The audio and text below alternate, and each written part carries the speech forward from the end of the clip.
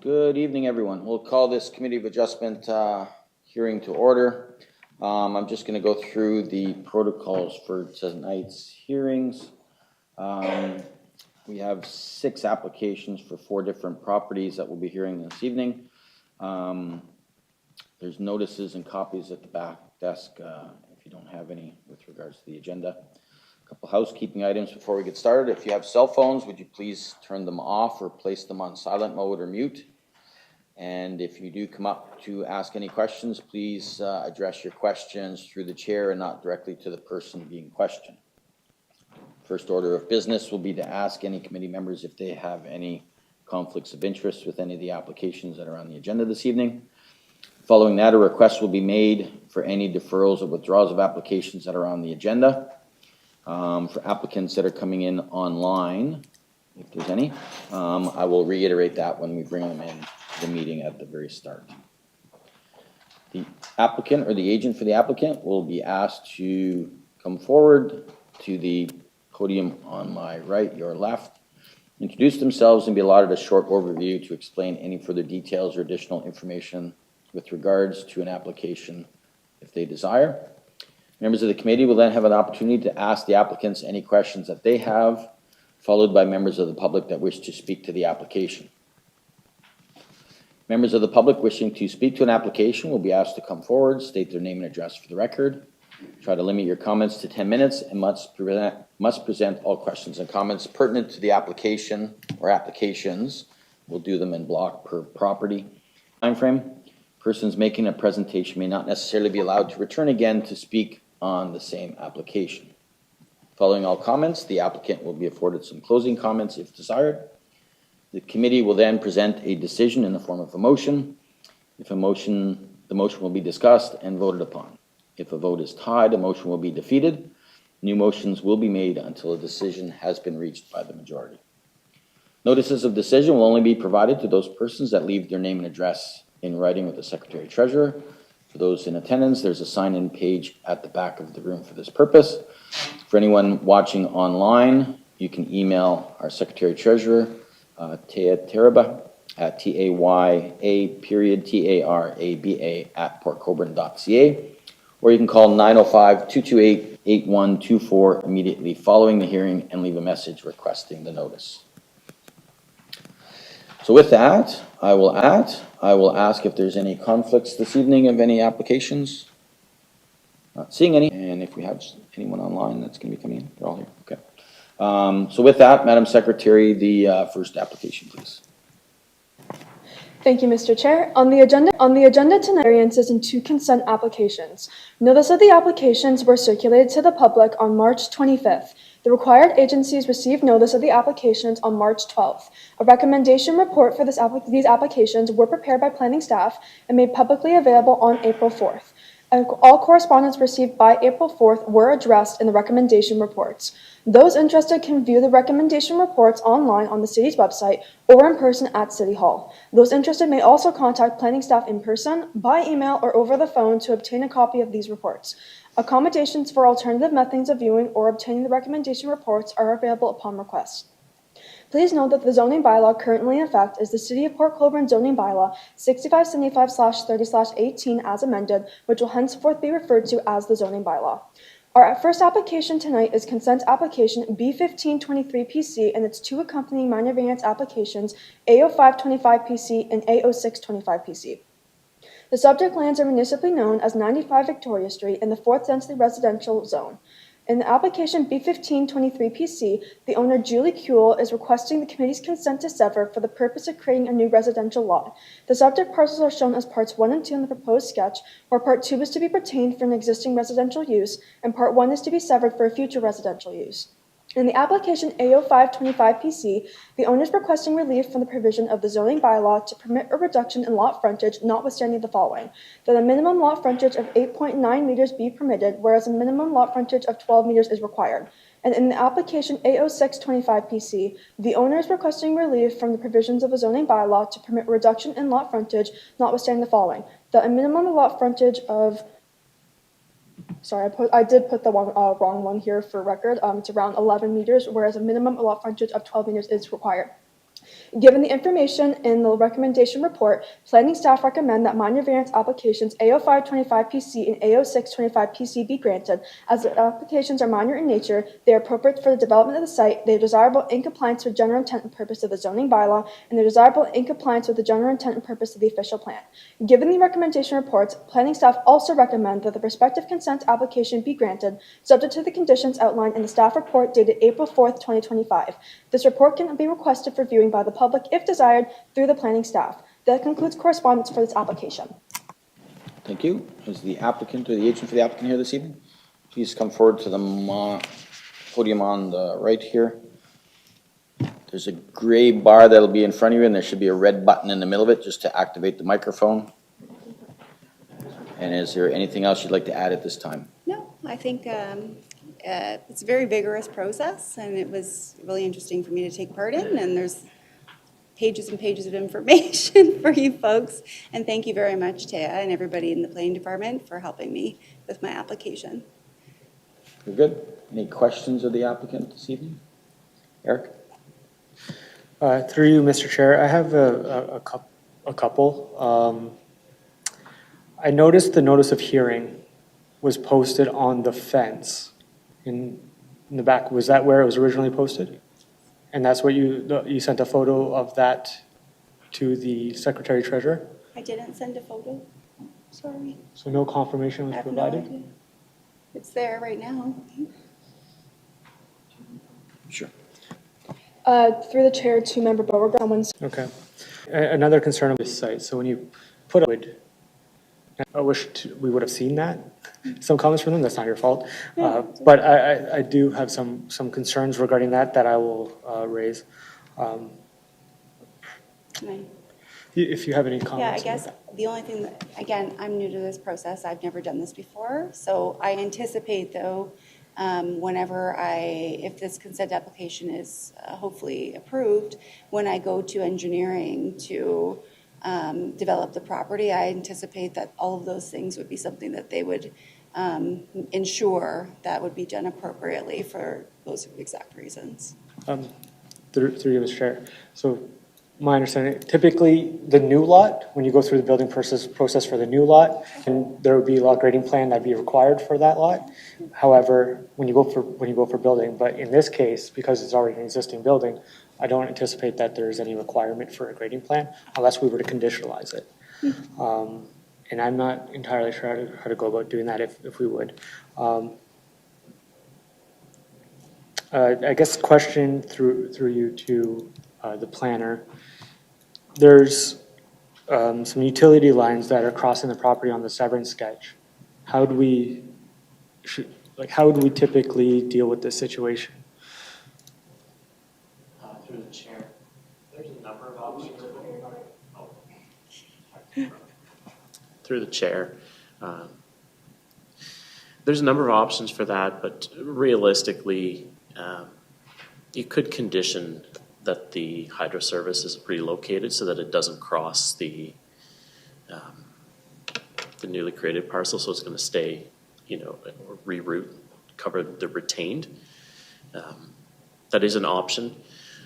You could also look at putting in a condition of, and it gets harder to do that's addressed at the time of future development or future sale. It's preferable that would be dealt with prior to the creation of the lot. So I would suggest a condition on that. Through you as well to the planner.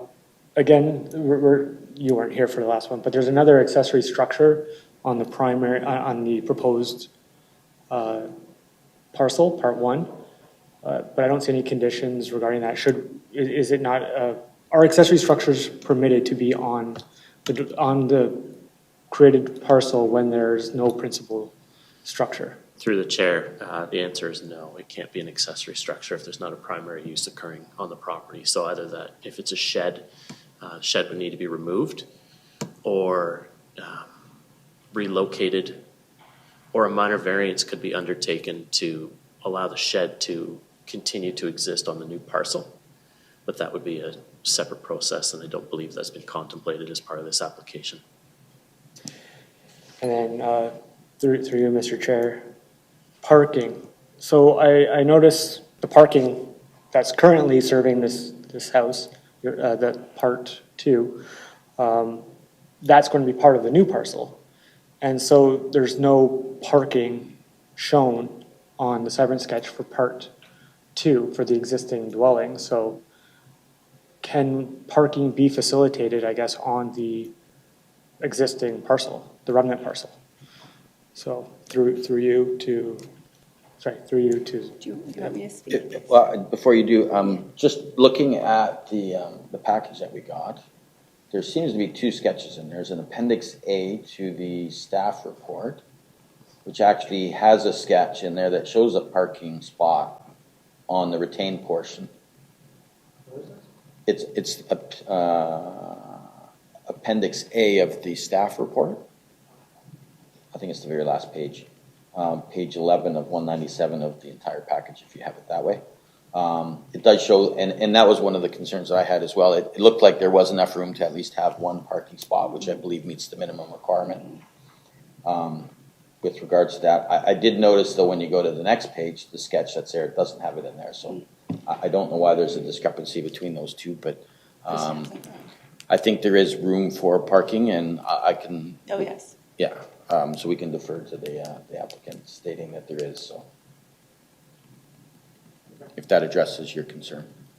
Yeah, that's exactly what I would hope to see. So that does address my concern there. I think that's it for my questions at this time. Thank you. Does anyone else have any questions? Okay. Do you have a question? Okay. I do have one question. In looking at the property and the sketch provided, it looks like the neighboring fence encroaches onto that part 1. Yeah. And fortunately or unfortunately, it's probably the neighbor's fence. And I think they have a swimming pool in the back, if I seen my aerial view correctly. You do. And that should be adjusted before the severance goes forward. So I don't know if you've talked to your neighbor about that. Yeah, I'm actually in the process. I've got 3 different quotes for fencing. So the fence is at 4.5 feet on my property. The neighbor's aware. And so he knows it's going back over where it should be. So, I'm in the process of getting a new fence because it needs to be replaced anyway. So it will be moved over. So the actual property line will be where the fence is, whereas now it doesn't reflect where the property line is. Right, okay. I think that's all the questions. The only other question I had, I noticed the severance application was dated almost a couple years ago. Was there a reason why the process took as long as it did to get to today? I don't know. I did my due diligence. I followed up, and I know that there was some changes, I believe, in some employment and some things that kind of lagged the application. I wasn't in any rush, to be honest, so it didn't bother me any. I don't know when I'll be developing this, if I can. It's very expensive. But the opportunity, I'm definitely interested in the opportunity. What I would do is build a small bungalow and give my daughter my house. So that's the big plan. Okay, thank you. Sorry. Sure, if you like. Through the chair to the chair. Just kind of touching upon, obviously, Julie's point, there were some changes in staffing. The original staff member who was proceeding over this application unfortunately left the city and kind of slipped through the cracks. This application was submitted before I even started with the city, so I didn't even really get a chance to meet Julie until this staff member was already leaving the city. And I had done a follow-up with Julie when I was going through the rest of the applications just to make sure that there wasn't anything outstanding with a bunch of applications that we had on file for a little while, and found out that Julie had submitted her archaeological assessment for regional review, but had sent it, I believe, to the prior staff member's email, and it had unfortunately bounced back because they had already left. So when I heard that she was still hoping to put this application on the agenda, we obviously moved forward with it as she completed all of the initial steps to put it on the agenda anyways, and now here we are. All right, thank you. If there's no other committee member questions, Eric? Sorry, through you. I'm okay for you to open to the public, and then I'll comment after. Is there any members of the public wishing to speak to this application this evening? Not seeing any. We don't have anyone online, right? Okay. So with that, I don't know if there's any further comments or questions that you have. Okay. Eric, did you have something else you wanted to, or do you want to move it? Through you, Mr. Chair, unfortunately, because of the location of the notice sign, it is quite far away from the public street, and I don't believe it would be legible without necessarily trespassing onto the property to read it. I think that the application should be deferred to the next meeting date, and that proper notice be provided. So at this point, just for clarity, it'd be an adjournment, So, because we've already started the process. And the request would be to have the sign reposted to make sure that there's no other comments. Is that what you're? yeah, to make sure that is properly provided notice, as the act does say that it shall be. Okay. So I'll put that motion on the floor. Can I get a seconder to that? Dave? Any questions or comments? Dave? Thank you, Chair. Yeah, when I visited the property on Saturday, the sign wasn't even up. So, yeah, and then I drove by yesterday, I believe, and I didn't think the sign was up until I noticed that it was on the back fence, which is incredibly difficult for the neighbors to access. It should be on your front yard. Been attending a meeting, once they see the sign and know what's about to take place, that may have a different impact on their opinions. But if you don't notify your neighbors and then we pass it and things happen, there can be some hard feelings. And it's best to include your neighbors and let them know exactly what's going on. So yeah, I would support deferral, just to repost the signs and let everybody know if that they can attend, and even to ask you questions if they want to. So that's one thing I noticed. So I would support that. Gary, and then I'll go to Angie.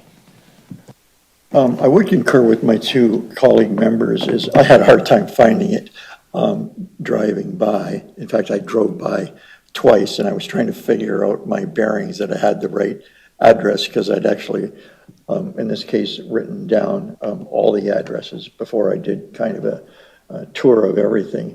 But I did find it awkward, and I guess when it comes to light, that I wasn't the only one that found it awkward. That exacerbates that feeling. Through you, Mr. Chair, to the planner, it's been a while since I've read the applicant's requirements, other than checking them over. Can you perhaps expand on just for the record, the wording surrounding the visibility of the sign or distances? Through to the chair, I don't have the wording directly in front of me, but it does say that it has to be legible from a public roadway. So you would have to be able to read the sign without trespassing. So I think, depending on the font size and, the distance from the road, if it was too far back, it's possible that it wasn't legible from the street without going up the driveway. Yeah, I think in this case, we'd have to err on the benefit to the unaware consumer or neighbor, in that I certainly could see the sign. Even with these on, I couldn't read it from being off the property, I'm sure. So I concur with my colleagues on the adjournment. Angie? Thank you, through you, Chair. To the applicant, were you understanding of the rules and regulations around posting that sign? Yes, I was told to post the sign on my property, Just on your property? just on my property. Okay, but you didn't actually read the script that said it had to be legible from the roadway? Well, I know everybody got a letter, Okay, and I know that I've had a community meeting. I know all of my neighbors. So we've discussed that those would be the folks that I would assume would have the biggest concerns. And I've spoken to everybody on my street 3 doors down, 3 doors down, over across. They're all aware of my plans, and everyone told me that they have no concerns. So, thank you for your questions. Okay, Yeah. thank you. You're welcome. I just, my concern is I could not read it from the roadway. There was no question. I could see it. And I could see that other neighbors would have been aware of it. But to read it, no. And other neighbors, even to be aware of it, you wouldn't necessarily know exactly what it said.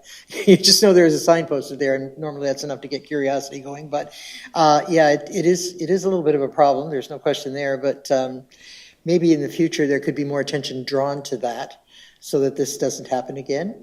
That's really all I have to say on that one. Thank you. If I might also, to my colleagues, they also mail out notices to the adjacent property owners, or is it a distance? So is it 60 meters? So I guess kind of 2 over all the way around would have been mailed a notice as well. So, but yes, when I was there, I believe I knocked on the door and advised them to put the sign back because it was laying on the ground at the same time. But with that, so the motion on the floor is to adjourn pending putting another sign up. And with that, if we would come back next month and just open it up to public comments again, and we can kind of go at that stage if there's any comments or if we've received any written notifications as well. I'm assuming that would be suitable since you made the motion. Eric? Through Mr. Chair, yes. I'm just wondering if staff, if you have any concerns or if that's a process that you're familiar with as well. No, through to the chair, but just to be clear, we would also redo the mailing for notice within the 60 meters and treat this as if the same notification as went out for tonight's meeting. Yeah. Very good. Angie? Just a quick question. Would there be any cost incurred to do this for the applicant, or is we can just go ahead and adjourn and she would come back and there would be no issue? Are there costs involved in adjourning this? No? Okay. That's all I wanted to know. If I'm not mistaken, the free structure is only on deferrals, a request to defer an application. I'm assuming we're having a meeting next month anyway. So, yeah, we're going to be here anyway, so I think we should be okay. So she'll be able to do this at no extra cost? That's Sure. what I'm asking. Through the chair to member Desmarais, the fee structure is only for if an applicant requests deferral on their behalf or to adjourn their application specifically, i.e. they don't want to proceed with the application anymore despite the fact that it's either already been scheduled to go to an agenda meeting, or if they go through the process, it gets circulated and everything, and then they decide that they don't want to do it anymore. Okay, thank you. I just want to make absolutely certain that we made that clear. Thank you. Gary? Through you to staff, would you think that this is a learning experience for all of us in terms of the highlighting of the notice for people who just receive that in the mail or read it on the website, whether it be emboldened or somehow draw folks' attention to it? It's a shame that this would have to happen. Hopefully you weren't going to want to start construction in 20 days, but if not, that's fine. I guess through to the chair, there have been a number of changes made in the Planning Act, specifically around how notice is given.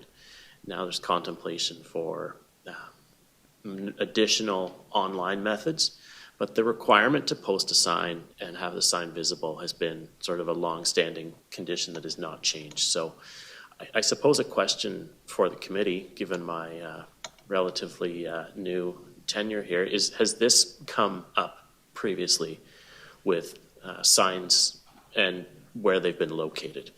I don't recall the location. We have had issues with signs getting blown down. It happens frequently. And I guess as long as it's been noticed, the applicant puts it up, and usually there's an affidavit that's provided that says, yes, it was up to the best of their abilities during that time. I don't think we ever had a location issue one. But in those cases, because of the other notices that are mailed out to the immediate neighbors, and the sign,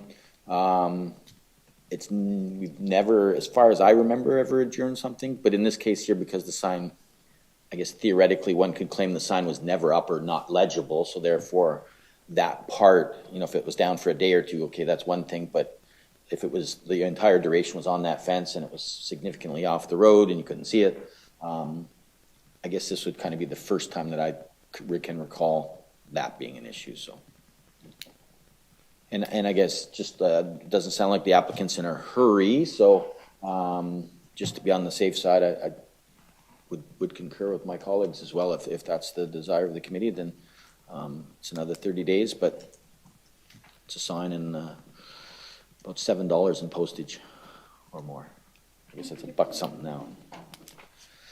So with that, if there's no other questions, the motion on the floor is to adjourn till next meeting pending additional signage and notification. All those in favor? That'll be carried. Just keeping in mind that this is still an active file, so that way we can't communicate with you about it other than in the public. But should we receive any emails or notices, they will go to the clerk and she'll bring it forward to us for our next hearing. All right? Just a quick question. Yep. Can we make sure that this is item number 1 on the next meeting agenda?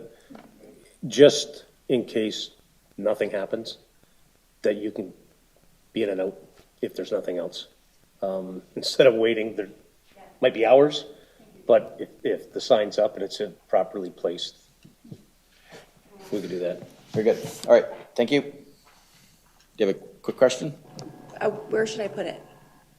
It just needs to be right close, so if you can read it from the sidewalk. So Without like on my trespassing. front porch or something like this? Eric. Sorry, through typically you would put it within like a meter of your front property line. On your side, not public side. Okay. I could put it on my front porch and that should be good then. That's pretty close to the property line. Typically you would get a stake and you put the sign to the stake and then you would put it there, but I don't know. I can't tell you where to put it. We really don't have guideline with regards to this, thus the confusion here a little bit, but within a meter, I guess if you're standing on the sidewalk and you can read it from the sidewalk, obviously on your property, but, okay? All right, thank you. Madam Secretary, the next application, please. Our next application is minor variance application A0725PC for the lands municipally known as 3618 Fire Lane 12, located in the rural residential zone, as established in the zoning bylaw. The owner, Chris Simpson, is requesting relief from the provisions of the zoning bylaw to permit the creation of a new residential dwelling and accessory building, notwithstanding the following: that the minimum interior side setback of 0.68 meters be permitted, whereas a minimum setback of 4 meters is required, that the maximum lot coverage of 15.9% be permitted, whereas a maximum lot coverage of 15% is required, that the front yard setback of 6 meters for the accessory building be permitted, whereas a minimum setback of 10 meters is required. Given the information in the recommendation report, planning staff recommend application A0725PC be granted, as the application is minor in nature, it is appropriate for the development of the site, and is desirable and in compliance with the general intent and purpose of the zoning bylaw, and is desirable and in compliance with the general intent and purpose of the official plan. That concludes correspondence for this application. Thank you. Is the applicant or the agent here this evening? Same process. There's a little red button, and you can add any further comments that you have at this time.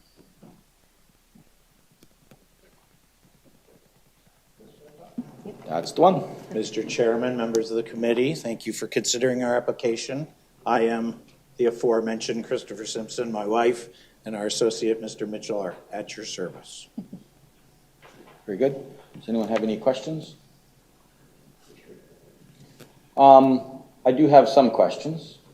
With regards to your application, you state that the proposed dwelling will basically be on the same footprint, and there's already an existing 0.3, is it 3.8 or 6.8? Can't remember, sorry. Requirement or what you have existing. So you're basically just asking to continue with the 0.68, setback. Is that correct? Correct. Yep. Yes. However, the sketch that was provided shows the existing dwelling at 2 meters on the easterly side. Oh, I see. So what is within the 0.68 that you're currently asking for? I walked around. The new build will be. Correct, but you, in your application, you said the existing was 0.68, and that's why you went to 0.68. Might have been a clerical error maybe on the on the submission, but, yeah, I see that.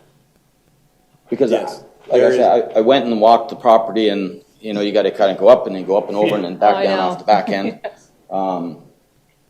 And is there a reason why you couldn't shift it over? So you had the 2 meters on one side and I guess it would shift to 1.5 meters on the other side. The landscape on the other side does make it a bit harder, and also the house to the left side of them, if we're looking at the building, is also much closer. It's actually They're almost actually- on the lot line that's there, so to maintain aesthetics, you know, it seemed to be the best position for the home, just given the landscape, really. Okay. The second question I have is that you're proposing, I believe it's short form for covered porch on the Yes. westerly side. Yes. So my question to the planner, does the covered porch not include the dwelling itself as well? That needs to be the setback to the covered porch?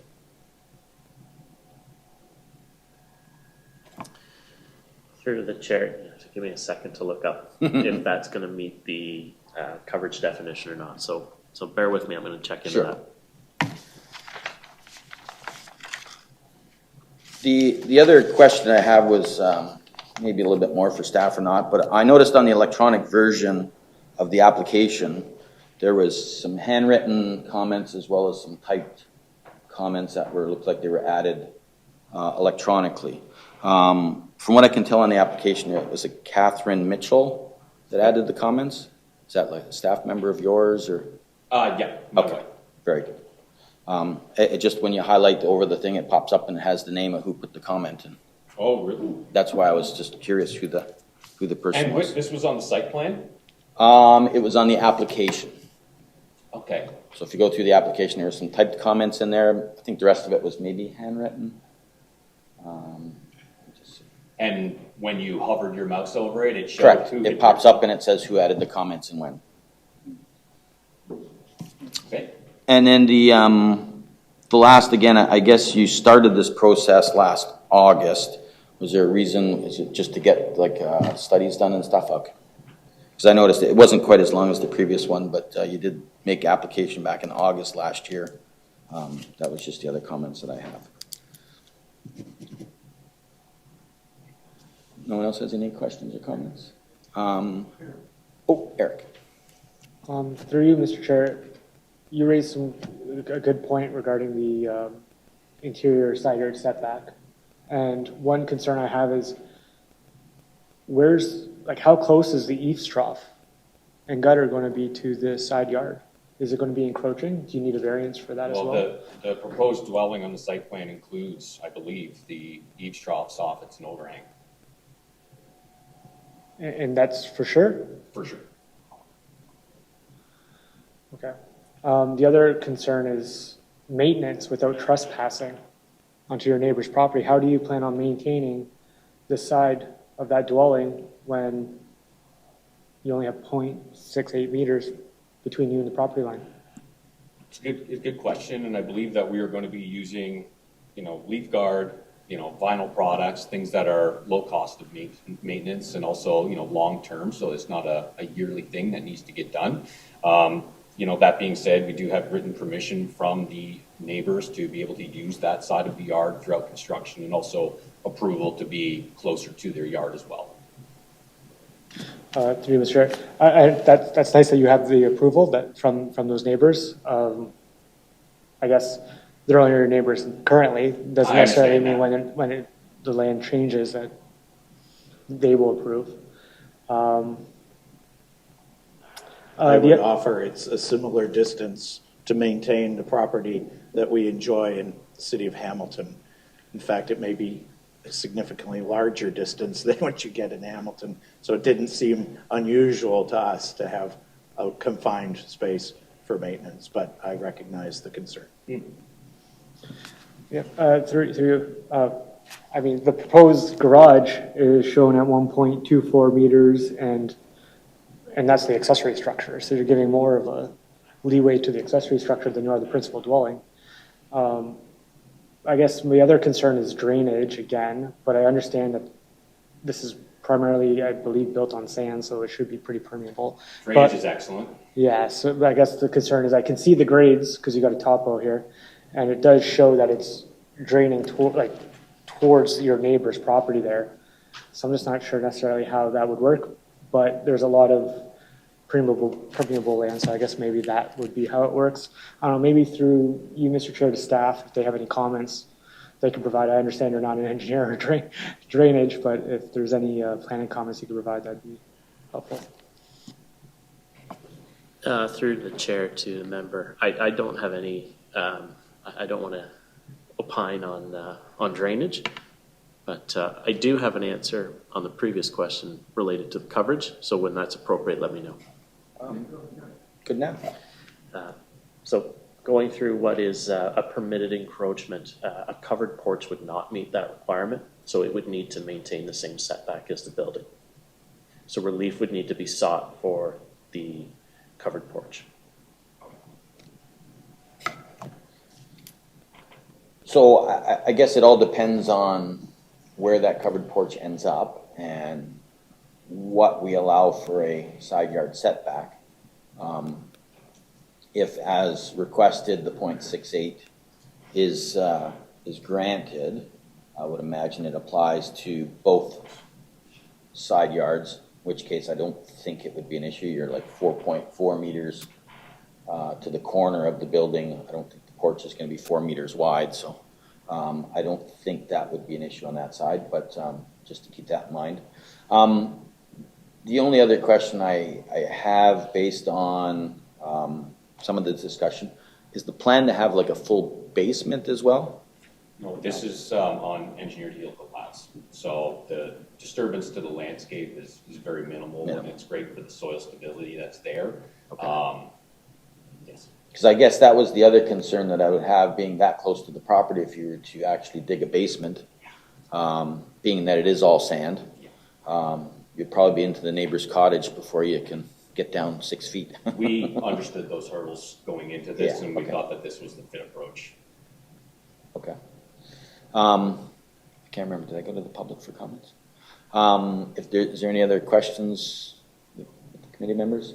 Is there any members of the public that wish to speak to this tonight? And I don't think anyone's online, so we don't have any there. Is there any final comments you want to add at this point? Just the importance of the project to us and the time we've taken, to put it together, and, how important it is for this family to be able to use the property given what we have here. Okay. So with that, Angie, do you want to move it? I would be happy to move it. So application A0725-PC, lot 32 on plan 52, new plan 811 in the city of Port Colborne, located in the rural residential RR zone. That the application A07-25-PC be granted for the following reasons. 1, it is minor in nature. 2, it is appropriate for the development of the site. 3, it is desirable and in compliance with the general intent and purpose of the zoning bylaw. 4, it is desirable and in compliance with the general intent and purpose of the official plan. Thank you. I get a seconder to that. Gary, any other questions or comments? Eric.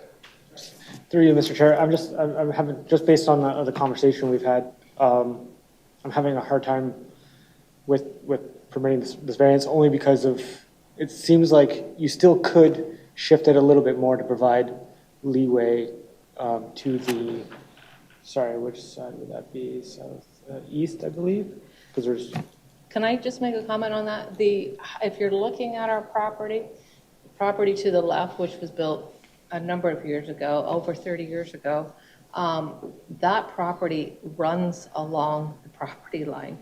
So it is actually, there's no leeway there. So if we push towards them, it's going to bring our house very close to their house.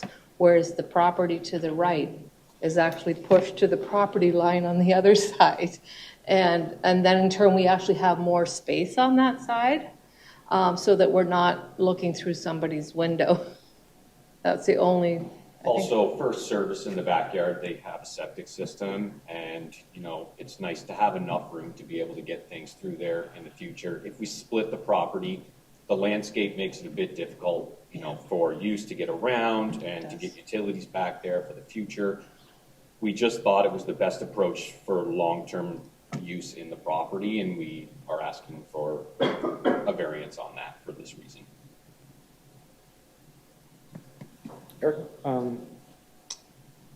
I understand, I guess, looking at I see that their building is close to the property line. It's props, based on here, it looks like a little bit more than what you're proposing for yours on the other property line.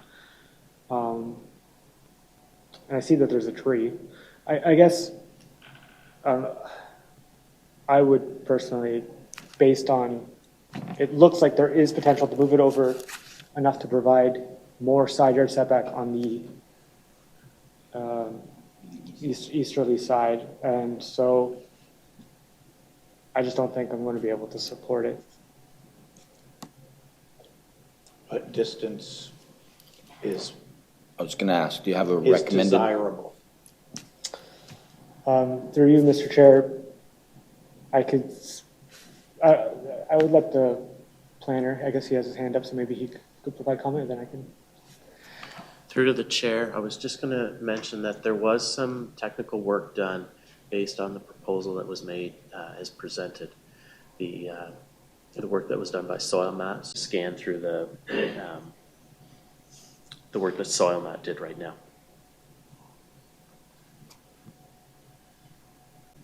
It's a process. Yeah. It's been a year process to get here.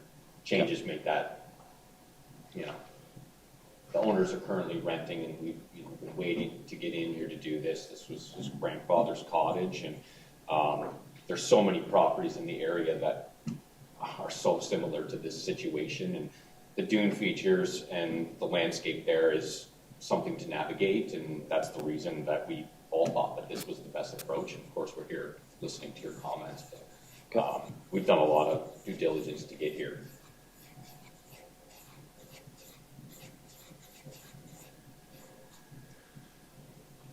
Gary. Certainly I always have respect for my colleagues' opinions, especially a learned colleague in this field. I just feel that from a practical point of view, our staff has reviewed it and passed it. I didn't even realize there was that extent of technical review by some agencies and planning, and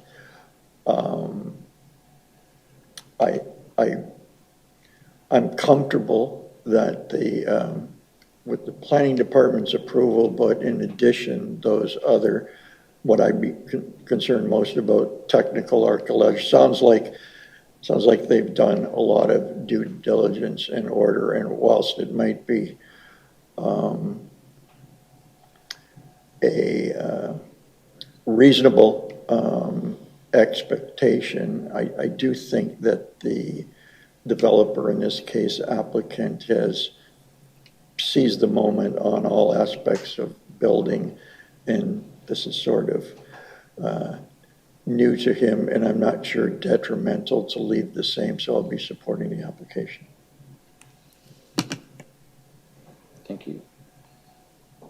I'll go to the planner real quick. He's intently staring at his screen there. Is there something specific that you're looking for, or? Through to the chair, no, I was just looking at what margin there was here for the ability to move this building to the west, and it appears based on the slope stability assessment that it would be quite a rejig. Okay. To move it west. It would need to come forward as well, which might not be possible. So with that being said, then I'll go to Eric real quick. Anything further to add? Through you, Mr. Chair, I do understand an NPCA permit would be required as well. So they too would also take into consideration, I believe, a lot of these features. So I'm willing to forego my previous concerns. All right. With that, if there's any other questions or comments, all those in favor? That'll be carried. Thank you. Okay, thank you. Thank you. It's been a process. I think it's still gonna be a process. Oh, yeah. it's going to be a process. It's a very sentimental property, like Chris's grandfather built it in 47. So we want to now make that our year-round home. Cool. We wanted to extend on the current cottage, but of course, you know, new rules and regulations don't allow for that, so we're knocking that cottage down. So there is still a 20-day waiting period, but I believe you can kind of start the process. You just won't get any permits before those 20 days. Thank you very much. All right. Appreciate Have a it. good evening. Thank you for the committee. Thank you. Madam Secretary, the next application, please. Our next application is consent application B0525PC for the lands municipally known as 62 to 66 Page Street. The agent, Kara Moraziuk, on behalf of the owner, Alsted Homes Limited, for consent to sever a parcel of land occupied by an existing semi-detached dwelling to facilitate ownership of the individual units. The subject parcels are shown as parts 1 and 2 on the proposed sketch. Given the recommendation report, planning staff recommend that the respective consent application be granted, subject to the conditions outlined in the staff report dated April 4th, 2025. That concludes correspondence for this application. Thank you. And last but not least, the agent for the applicant is here. Is there anything further you'd like to add at this time? Yes, through the chair, I'd like to extend my apologies for last meeting. I wasn't not made aware that you were still meeting, and I just wanted to extend my apologies for not being here. Yeah, that's not an issue. We kind of discussed that in quite detail last time. I wouldn't say it was necessarily your fault. There was a lot of changes going on at the time, but hopefully going forward we'll have some smooth sailing. Is there anything further you'd like to add at this time? You're good? Nothing at this time. It's pretty straightforward. It's a semi-detached under construction to split so we can, individual deeds. Not a big deal. Very good. Thank you. Any questions or comments? There's nobody here in the gallery that will be speaking to this. No one online. So with that, Gary?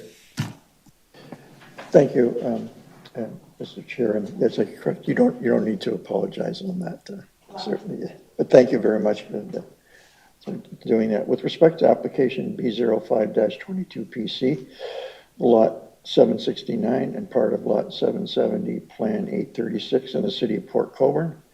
That application B05-22PC is granted subject to the conditions outlined in the staff report dated April 4th, 2025.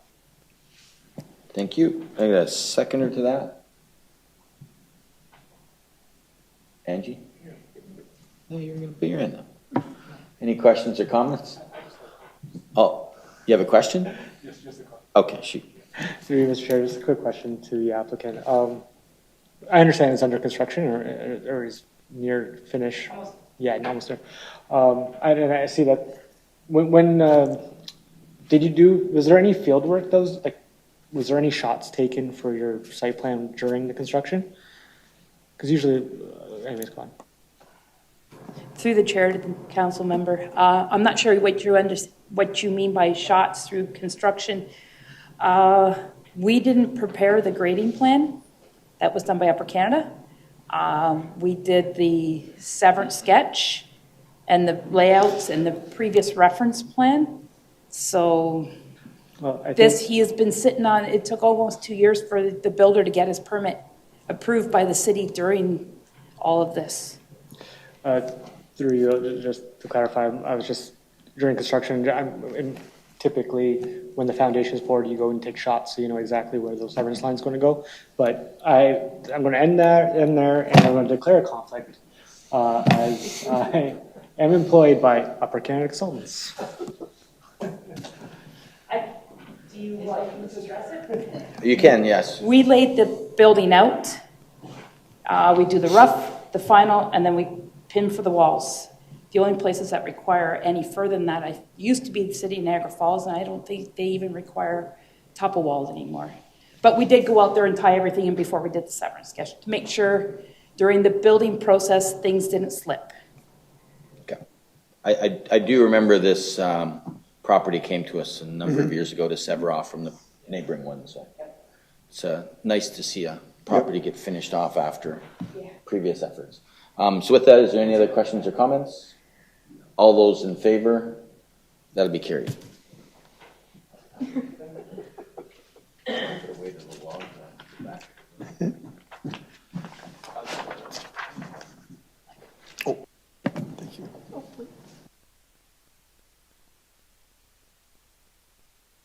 Madam Secretary, the last application, please. Our last application is minor variance application A0425PC for the lands municipally known as 178 Mitchell Street in the 3rd Density Residential Zone as established in the zoning bylaw. The agent Carol Moraziuk on behalf of the owner Mohan Narain are requesting relief for the provisions of the zoning bylaw to permit an additional dwelling unit notwithstanding the following. That no parking space per dwelling be permitted, whereas 1.25 parking spaces per dwelling unit are required. That a minimum lot frontage of 11.23 meters be permitted, whereas a minimum lot frontage of 18 meters is required. That a minimum front yard setback of 3.4 meters be permitted, whereas a minimum front yard setback of 9 meters is required. For the maximum lot coverage of 41% be permitted, whereas a maximum lot coverage of 40% is required. Given the information in the recommendation report, planning staff recommend that variance 1 in application A0425PC be denied for the following reasons. That the application is minor in nature, it is appropriate for the development to site, it does not maintain the general intent and purpose of the zoning bylaw, and it does not maintain the general intent and purpose of the official plan. Given the information in the recommendation report, planning staff recommend that variants 2, 3, and 4 in application A0425PC be granted for the following reasons. That they are minor in nature, they are appropriate for the development of the site, they are desirable and in compliance with the general intent and purpose of the zoning bylaw, and they are desirable and in compliance with the general intent and purpose of the official plan. That concludes correspondence for this application. Thank you. And I know the agent for the applicant's already waiting for us. Is there anything further you'd like to add at this time? Through the chair, yes, there is. This application has been ongoing since we filed in December. We were deferred because the region took their time getting comments back. And then we were deferred again because of planning staff changes. I have emails from David Schultz before with the client saying that a minor variance was what was required to build a legal apartment in the basement. There was apartment back in there in the 70s. This property has been built like this since the canal was built. It used to house workers from the canal back, so it's been like this forever. I mean, I don't understand when they started the process, a minor variance was what was needed.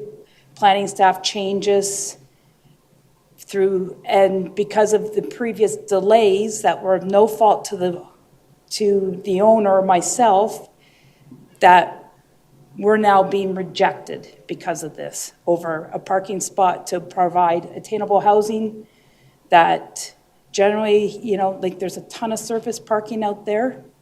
It doesn't change the neighborhood. There's the old bakery, I think it is, beside it, it's going to have 10 units put into it. So realistically, putting a basement apartment, I don't think is going to make that big of a deal.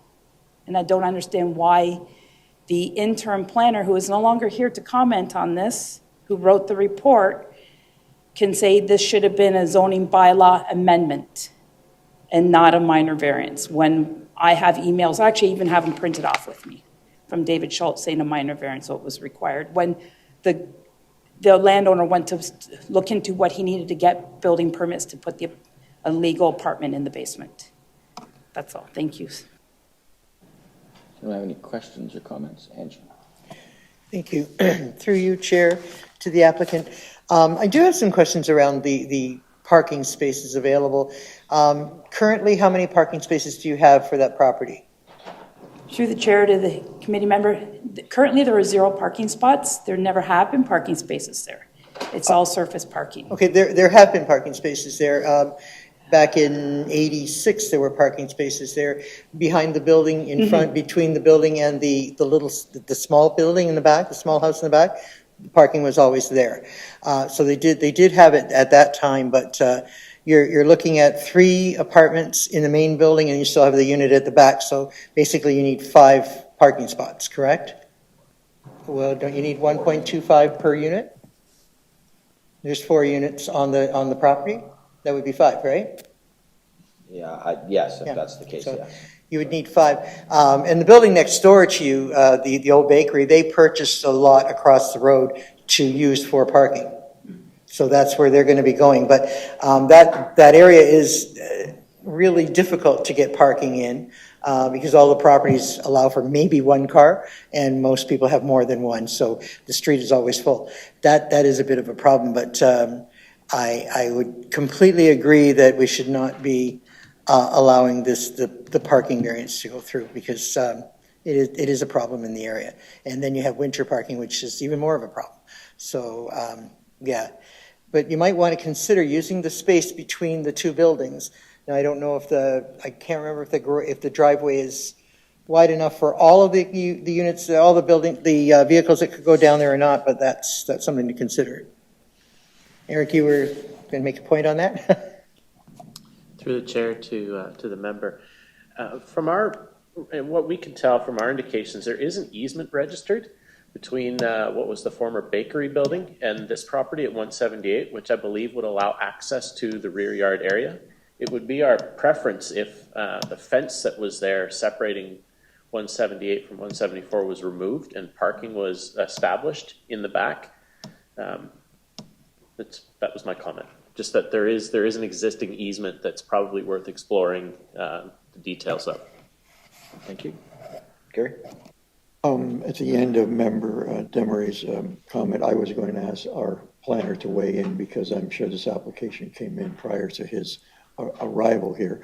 And I wasn't aware of that easement, but I guess I would have to say that, you know, each application stands on its own, and I recognize you may not have known that to fulfill parking, the adjacent file that we had purchased land across the road indeed to do parking.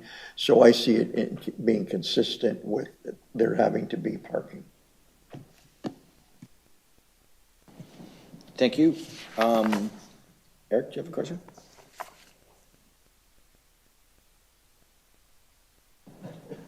I didn't really have a question. I was just going to look at an aerial view to see how much actually room is back there, but. I'm looking at the aerial view. Oh, you beat me to it. So that was one of the questions that I had put forward as well to staff prior to this meeting because I did see that in the drawing that was provided that there is a right-of-way in there. And the other thing that I noted at the back, that back dwelling, based on the sketch provided, looks like that dwelling actually encroaches on that property on the other side. I would go under the assumption that those 2 properties were one at one point in time, simply because of that. But other than that, I don't know how that happened in the first place. Well, I shouldn't say I don't know how. It happens all the time, but it's not totally uncommon. But it just really seems odd that, and it looks like it's fairly significant. We're talking a few inches. It looks like a few feet where that building actually encroaches onto the neighboring property. Is there, to your knowledge, is there an agreement between the 2 parties that this exists with regards to that back dwelling? To the chair, that back dwelling has encroached like that since the 70s. So it's always been like that. The bakery has a gate across the driveway with the right-of-way. So they're blocking access. There's a curb as well as the fence.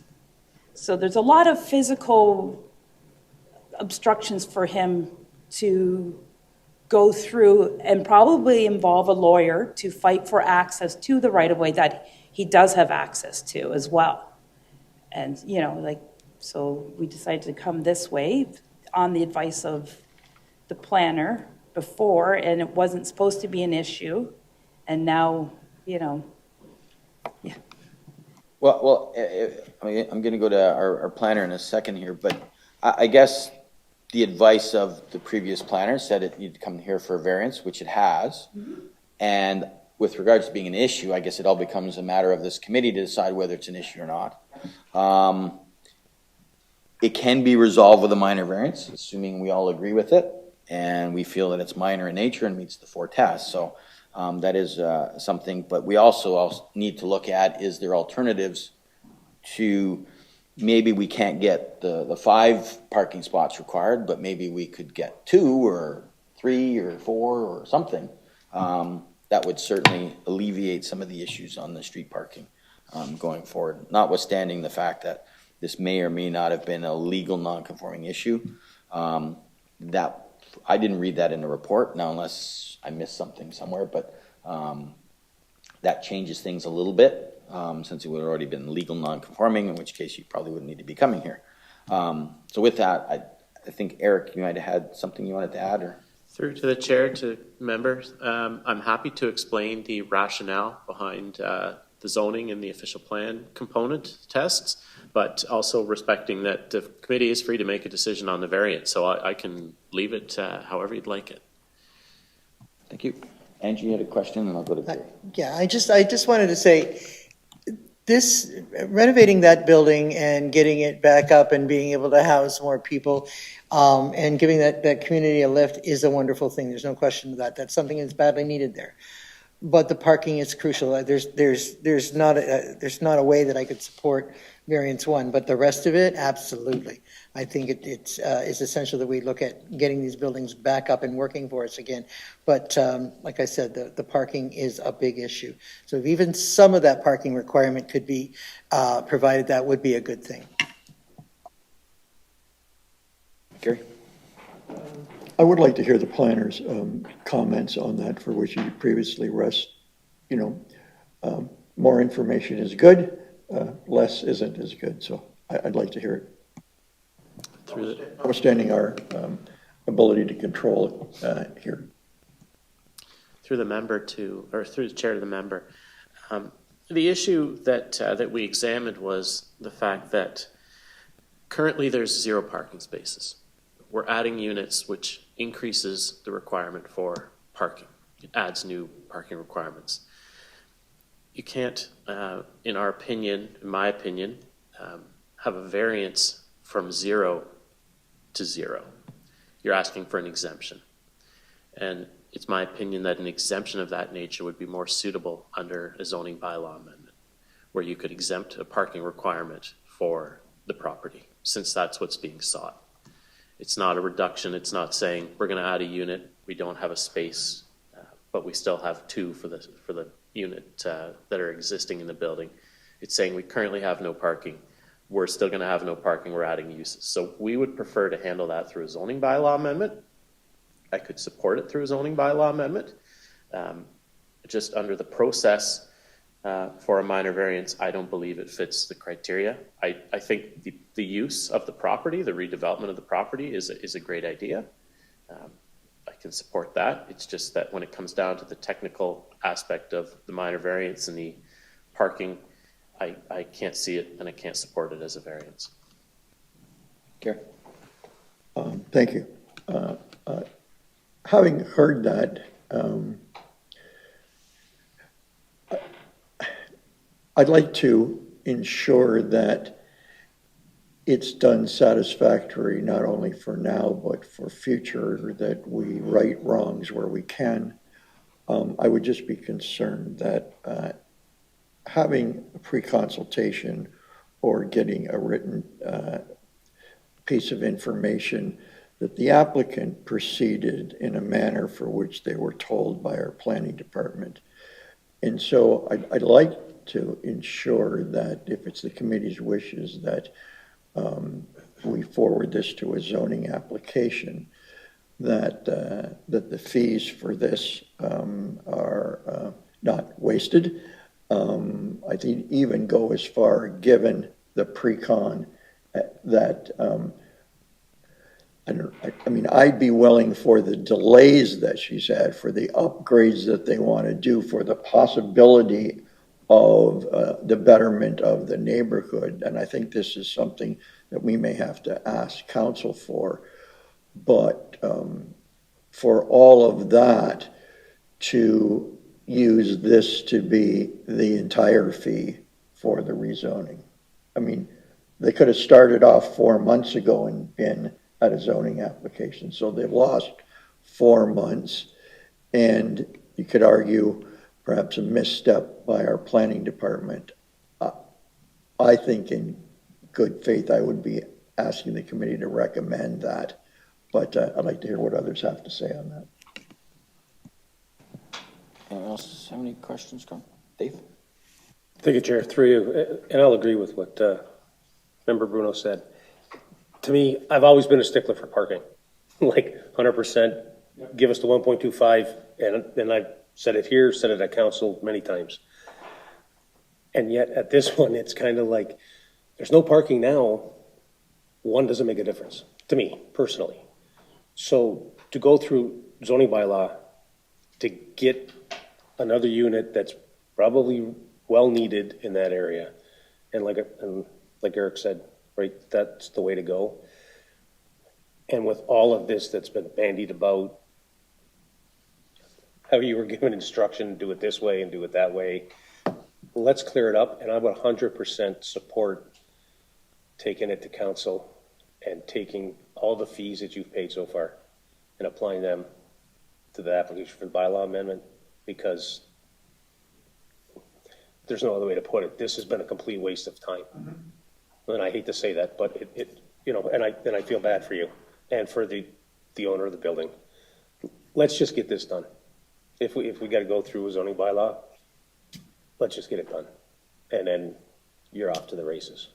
This would be probably the only time I will say no parking is I would accept it, because we're getting a much needed unit in an area where units are much needed. So I would rather go that way and get it all wrapped up and away we go, if that's acceptable.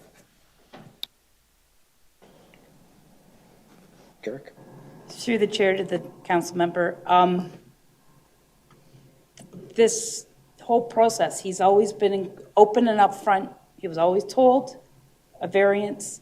The plan reports say that there, from parking, there's enough surface parking out there to support.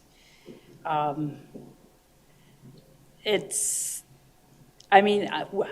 at your mercy, but there is zero parking now. So it's not like they're looking for relief from 5 parking spots. They're looking for relief from 1 parking spot. And that was made clear by David Schultz all along. And so I understand your problems with parking and everything. I agree. I understand where it's coming from. But the interim planner also said to me that this was opening a can of worms that he did not want open. So using affordable housing to try and defeat projects that are bringing in 70 units of non-affordable housing does not make sense. And that's what I'm going to leave it at. Eric? Through you, Mr. Chair, I, like some of my colleagues, I do sympathize with the process that you've been going through and the owners have been going through. And I guess maybe the confusion with staff, or I'm not sure if it's confusion, but disagreement on the proper process, I suppose. I guess one thing that is really missing in this is you're requesting a variance in parking, but there's no parking study. There's nothing, no real justification provided by someone who's a specialist in this sort of manner. Usually, when you request something like this, it would be identified at the pre-consultation that you need a parking study or of some sort. Like, this is a fairly big request. You're changing the use, although I understand what the existing use is. Now, the whole existing use is, now there's a potential that it's not legal non-conforming if Member Demeray is correct in what she said about parking previously, and now there's not. So then there's a potential there. But let's say it is legal non-conforming. You're changing the use, which means you're adding another, and you require parking, and you're going to require, you require more parking. And I think that a parking study would be something that should be required in this case. But I understand I don't have we could conditionalize it, but I think I agree with colleagues that maybe it should go through zoning bylaw amendment, and that the fees I am supportive regarding the fees being put towards there. I understand, like I said, I do feel for you and the owner, but ultimately it's our decision, and despite all that's happened, what's before us in this application is difficult to support, in my opinion. Gary? For you to the planner, I didn't know if in the pre-con for a rezoning, if the issue of non-conforming use could be investigated. Like I'd hate to not have that sorted out so that the applicant could review it and they're going to pay the new fee and get a credit for this, and non-conforming is off the table, and it changes the whole calculus for your opinion. Through the chair to the member, no, the use that's there can exist. Through the zoning, we would just create a special zone for this site that would reflect the existing uses, the request to reduce parking to 0 or exempt parking, and capture any other aspects we need with respect to setbacks and coverage.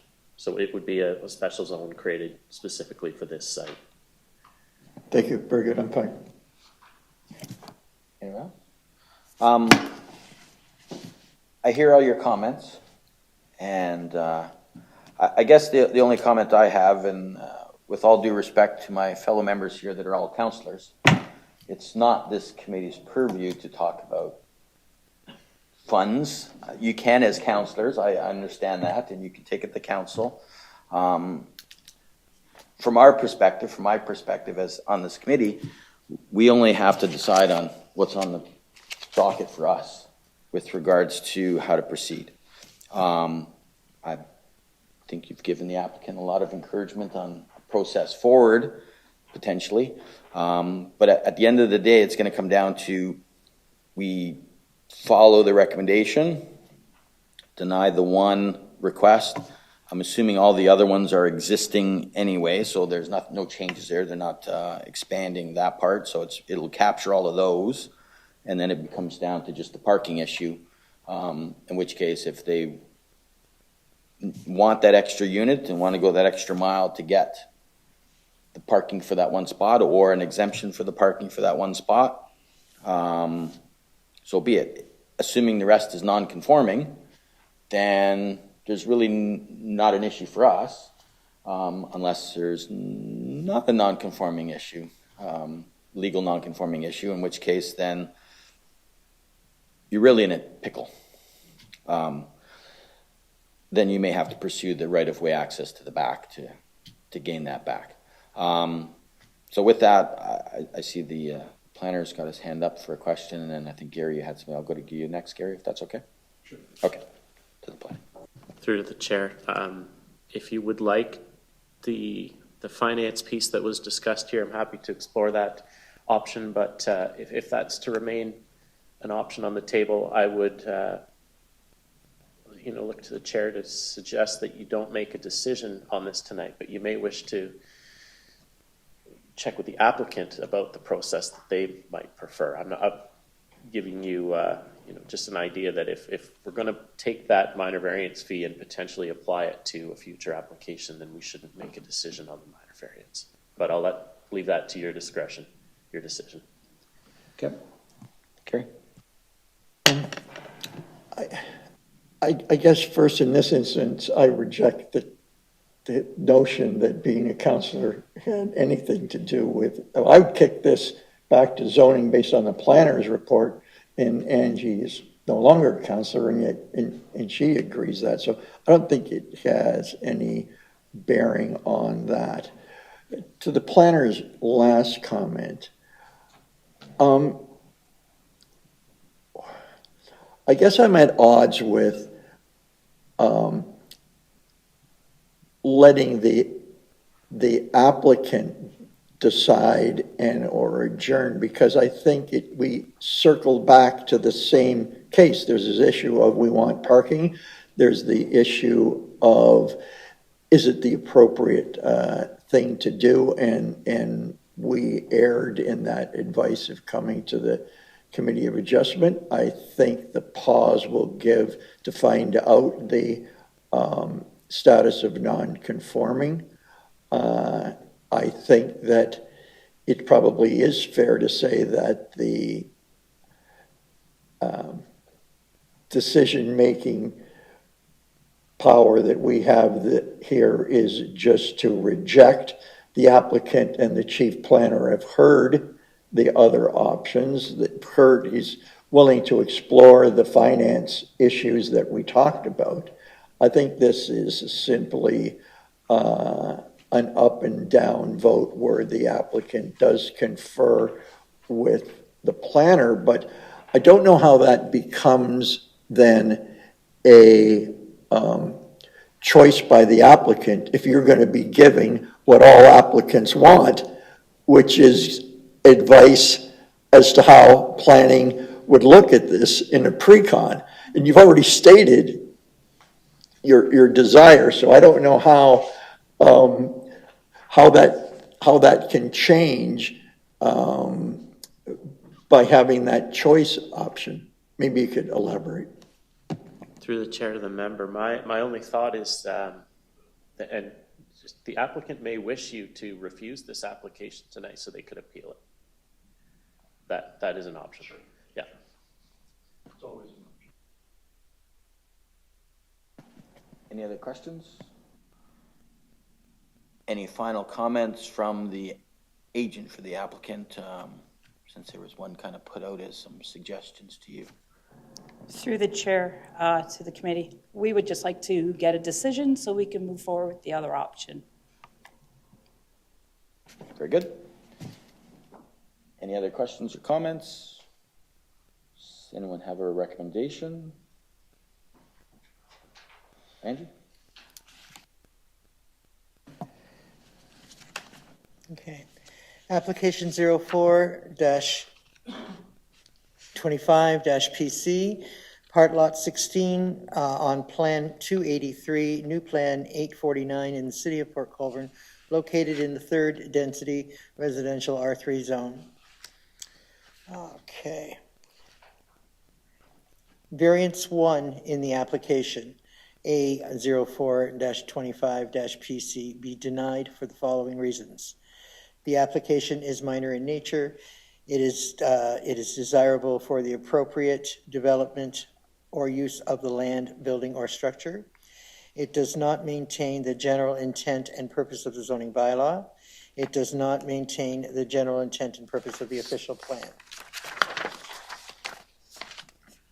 Variance 2 in the application 04-25-PC be granted for the following reasons. The variance is minor in nature. It is desirable for the appropriate development or use of the land, building, or structure. It maintains the general intent and purpose of the zoning bylaw. It maintains the general intent and purpose of the official plan. Variance 3 in the application 04-25-BC be granted for the following reasons. The variance is minor in nature. It is desirable for the appropriate development or use of the land, building, or structure. It maintains the general intent and purpose of the zoning bylaw. It maintains the general intent and purpose of the official plan. Variance 4 in the application 04-25-PC be granted for the following reasons. The variance is minor in nature. It is desirable for the appropriate development or use of the land, building, or structure. It maintains the general intent and purpose of the zoning bylaw, and it maintains the general intent and purpose of the official plan. Thank you. A seconder to that? Eric? Questions or comments? All those in favor? Oh, sorry. Gary? To the planner, in this multiple variance, I just want some clarity so I understand my vote. Does the chain break based on the weakest link? In other words, variance 1, you've got to come back on the parking, but if you don't have the parking, is the value of the other variances moot? Through to the chair to the member. In a way, yes. I mean, you are permitting, you're proposing that you could permit variances that reduce other requirements, yet the parking remains outstanding. However, I think, we did, earlier in the discussion, we talked about options to potentially provide parking or access to some parking on the site. So I think those variances, the first ones are still important because they're still required ultimately for construction, whether they're achieved through a minor variance or whether they would be achieved through a zoning bylaw amendment. They're still required for construction, as well as the parking requirement. The parking requirement may be able to be satisfied with the site, with the easement, and with the area in the back. And so it's possible that, without being on the site and measuring things out and having a sketch, it's possible that parking can still be accommodated on this site. So the variance that allows relief from the other matters could still be relevant. So through to the chief planner. So I understand that. I in general agreement with that. It also, does it simplify the zoning, honing it down to one issue? Because in light of that, all of this, if you've got to go to zoning, all of this could have been encompassed in that application. But I guess it's 6 of one, half a dozen the other. If we allow the 3, it doesn't have to be dealt with in a zoning application. So I like it because it actually clears some matters off the table and it supports the planning department's recommendation, and we can go back to zoning on parking. So thank you for the explanation. Any other questions or comments? All those in favor? So are we voting on these? Do we vote on these one at a time? As all 4 together were read out. So deny the first one for the parking and approve the other 3. Okay? Good. Okay. Any other questions? All in favor? That'll be carried. Thank you.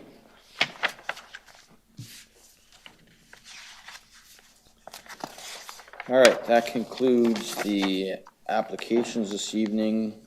Is there any other business? Eric. Through to the chair, to the members. There was 2 items I wanted to discuss tonight. First one being the next meeting. I believe the Secretary Treasurer and Member Beauregard will both be in attendance that same day at the Ontario Association of Committees of Adjustment. So depending on how things work out, I can attend on behalf of the Secretary Treasurer if she cannot be present that evening. So just making you aware of that. Through you, Mr. Chair, if you were to attend, don't we have to swear you in to be a Secretary Treasurer if you're going to fill in for her? I believe there's like a legal requirement aspect to that. We can, at that meeting, we can give a temporary agreement that they become the acting Secretary Treasurer for that meeting. Second matter was I did have some discussions with a few of the members, but not all at once, about some procedural documents that could be used for this committee. And I did start to pull those together and assemble them. And I had intentions of bringing them tonight, but I stopped by our clerk's office to have some discussions with them and have them review them. And they're going through them right now, providing some comments. So I expect that at the next meeting of the Committee of Adjustment, I will have a memo and then a draft of a sort of procedural guideline that could be used by the committee. At that meeting, I would like it if you reviewed it and provided some comments, and then we can work following that meeting to sort of massage the best sort of procedural guideline out of that. Thank you. Eric? Through you, Mr. Chair, if the draft procedural document is prepared well in advance of the next meeting, could we be circulated by email and have an opportunity to review it before the meeting. Through the chair to the member, as soon as I get that back from the clerk's office, I will email it to the group. Very good. Anything else? I don't have anything else. I just to note about that sign placement, if we can add some wording in there in the procedural bylaw about that, that would be great, and then have some clarity that we can point to other people to say, okay, this is what the requirement is, and that needs to be followed as well. Through the chair, I may also buy a bundle of stakes and keep them behind the counter for folks that don't have a suitable place to mount them. Yeah. I always thought we actually did at one time. Yeah. Because I used to. Yeah, I probably have the most experience putting up signs of anyone here for a committee of adjustments. I've done it for multiple municipalities in the region. The only one that I'm aware of that provides stakes is Thorold. They provide you the sign with the stake. Everyone else, you gotta get your own. But I will say it's pretty common when you're doing notice that you're provided instructions, and usually those instructions specifically say to put it on a front line on the front of your property line. And in the event that you can't put it there, because there are sometimes it doesn't work, the Secretary Treasurer has the ability to permit it to be elsewhere. So it could be on public property if the Secretary Treasurer permits it, but typically it's within 1 to 2 meters of the front property line. So that should be specified and made clear to everyone. Through the chair to Member Beauregard, that's usually the spiel I give people whenever I hand them the sign, is just kind of generally speaking the provisions of what they need to do with it. Obviously, if it's somebody's first time, sometimes they can get a little overwhelmed with everything that they need to do, but usually at the counter, whenever I hand somebody the sign, I tell them kind of word for word everything they need to go through. It is also, I checked the application when we were going through and talking about Victoria Street on the application as well. That is the part that they sign acknowledging that it will be facing the road on their property at a point which is legible to be able to be read. Good. Anyone else got any questions? Gary, sorry. Perhaps I can ask our colleague member who's had some experience in that. I don't know about you. I brought this up one other time many years ago. The amount of committee of adjustment signs that are left on buildings, if you drive around Port Colborne, from absentee landlords to vacant lots to attached to a building up for rent, like it's something I would have thought that it either could be in the application that you return the sign, we can dispose of it. I don't want to create more work. I just want to create this nagging irritant that is people who apply who don't have the internal fortitude to take the sign down. Is there anything we can do about that? Or does anybody have it in their instructions? That I don't even know if we have it in our instructions that you have to take it down. It may be just assumed that most people would do that, much like a building permit. So where I guess in that case, though, you get a refund. I don't know, because there's monies held, but I don't know if you get anything for bringing the sign back or have to, but I don't know if there's anything we can do on that. Through the chair to the member, we'll investigate that, but we could put a deposit on the sign. $25 or $30, and then when you bring the sign back after the decision's been made or the notice of decision's gone out, you get your deposit back. Might be I'm sure our finance department will think that's a nightmare, but I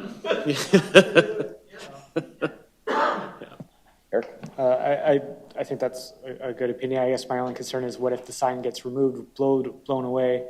There's a lot of issues there that you would experience, that applicants could experience. So I'm not necessarily too fond of that. I think one opportunity is through a sign. We have a sign bylaw.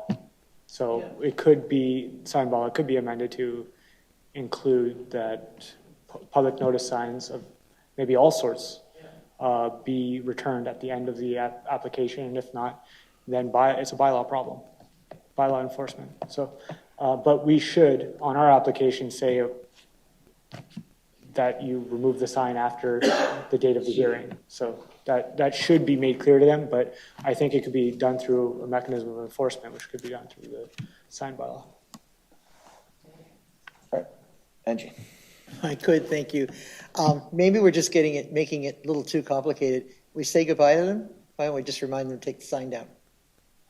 I mean, seriously, and they paid for the sign already. What they pay sure does cover a piece of paper. So we shouldn't be asking them to bring it back. Just take it down, throw it away. And just remind them as they're leaving.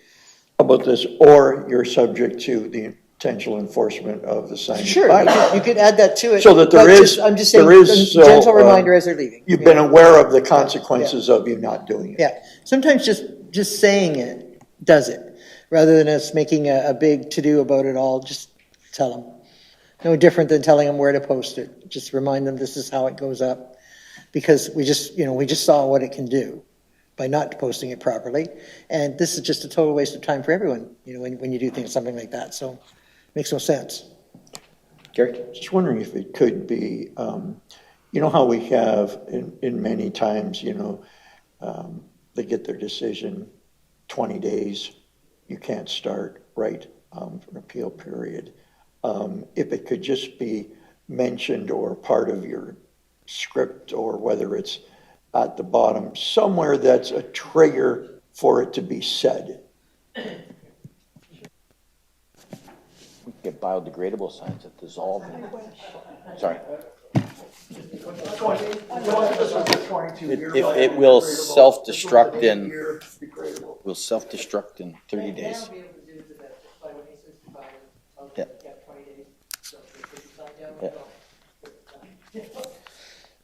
Anything else for other business? We have the minutes from the last two meetings. If anyone's got any questions or comments, we can move them together. If I can get a mover and a seconder, Gary, Dave. So before we go to that, I know I did email staff about our last month's meeting about this being a special meeting minutes as opposed to actually being the meeting. Anyone else have any issues with calling it a special meeting versus being an actual meeting? I can only just say it made very interesting reading. Felt that back and forth. Oh. Quite Mike. Tara. Through the chair to the chair, the only reason why staff are calling it a special meeting is just because at the discretion of staff, the original one was canceled, and per the Council of the Clerks, that means that it has to be referred to as a special meeting since the original one was no longer applicable.